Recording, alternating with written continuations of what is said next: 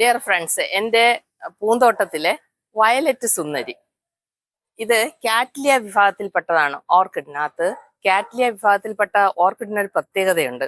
അതിന് തോന്നുമ്പോഴേ അത് പൂക്കുകയുള്ളൂ. എനിക്ക് തന്നെ 7 വർഷമായ പൂക്കാത്ത കാറ്റ്ലിയ ഇവിടെയുണ്ട്.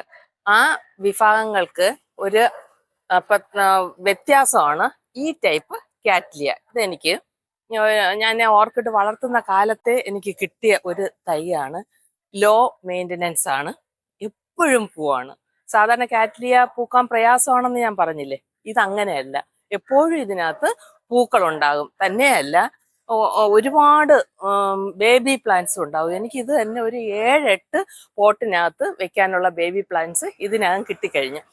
ഓർക്കിഡില് ഈ കാറ്റ്ലിയ വിഭാഗം ഏത് ഇനത്തിൽപ്പെട്ടതാണെന്ന് ആ പേരെനിക്കറിയില്ല. ആർക്കെങ്കിലും അറിയാമെന്നുണ്ടെങ്കിൽ അതൊന്ന് കമന്റ് ബോക്സിൽ എഴുതണേ.